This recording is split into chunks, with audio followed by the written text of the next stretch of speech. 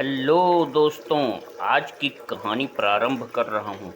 कहानी का आनंद लीजिए। कहानी इस प्रकार से है। किसी जंगल में झाड़ियों के पीछे एक तालाब था। तालाब एक छोटी नदी से जुड़ा था, इसलिए उसमें बहुत सी मछलियाँ सैर करने के लिए आती रहती थीं। कुछ मछलियों ने उसी तालाब को अपना बसेरा बना लिया था। उस तालाब में 3 मछलियाँ ऐसी थीं जो पक्की दोस्त थीं। इनका नाम यद्दी, सिद्दी और पिद्दी था। तीनों घनिष्ठ मित्र तो थीं, लेकिन तीनों के स्वभाव व विचार अलग अलग थे। यद्दी बहुत होशियार और हर काम समय से रहते पूरा कर लेती थी। वह हर समय सजग रहती थी।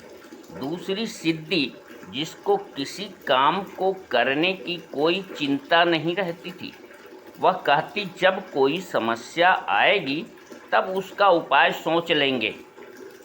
तीसरी पिद्दी बहुत आलसी थी। वह कभी भी कोई काम समय से नहीं करती थी। उसका सोचना था बेकार में परेशान होने से कुछ नहीं होने वाला है।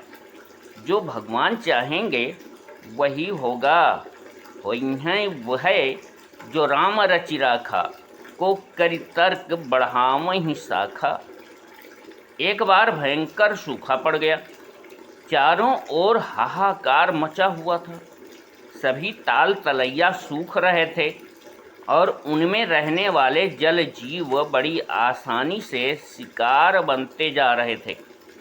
तभी एक दिन यद्दी ने कहा, लगता है इस तालाब पर भी कोई भयंकर संकट आने वाला है, क्योंकि इस तालाब में भी पानी बहुत कम हो गया है।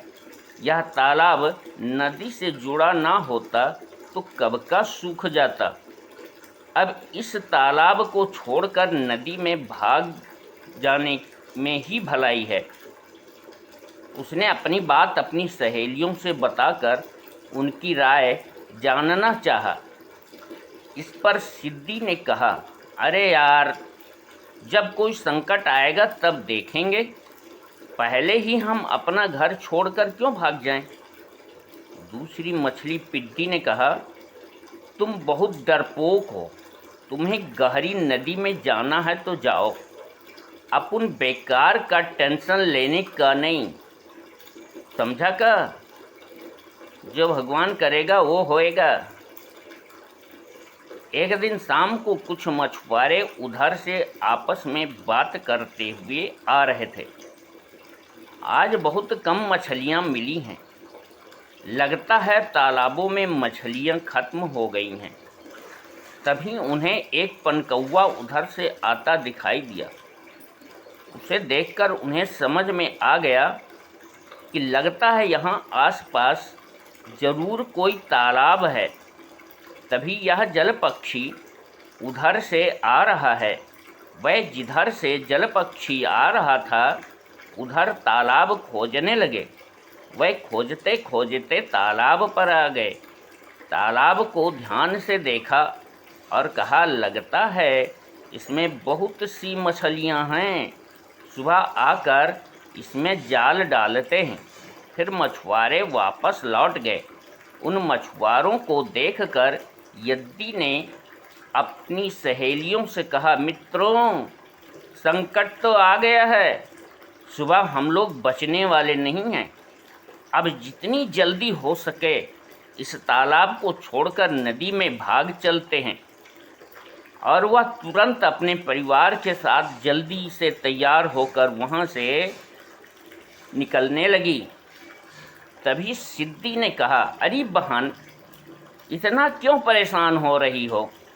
कल सुबह देखेंगे। तीसरी मछली ने कहा, अरे बहन, पता नहीं सुबह ये लोग आए ही न, ये स्वयं किसी संकट में फंस जाएं। इतना परेशान होने की ज़रूरत नहीं है। भगवान ने हम सबको बनाया है, वही हम लोगों की रक्षा करेंगे। जो कुछ होगा सुबह देखा जाएगा।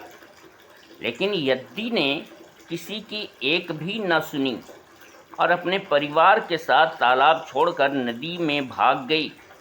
बाकी दोनों ने उसकी बात नहीं मानी और सोने चली गईं।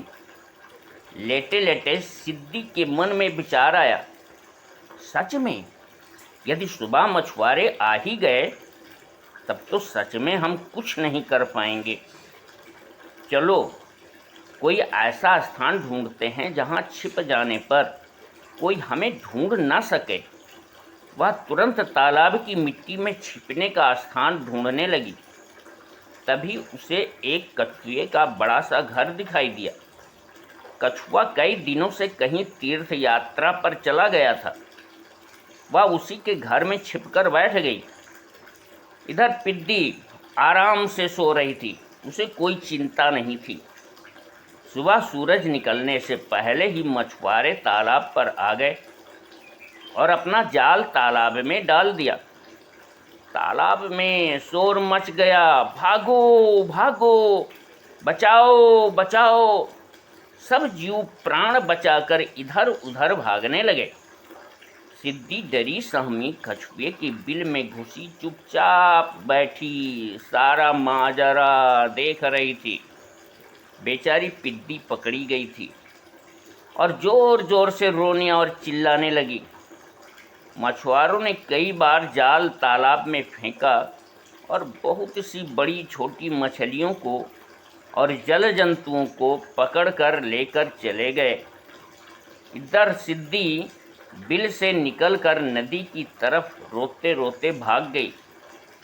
तो कहानी की सीख है, हमें आलस्य नहीं करना चाहिए और भाग्य के भरोसे बैठकर संकट में कभी नहीं पड़ना चाहिए, बल्कि कुछ न कुछ उपाय या कर्म हमेशा करते रहना चाहिए, तभी संकट से हम बच सकते हैं। धन्यवाद। Please like, share and subscribe my channel. Thank you.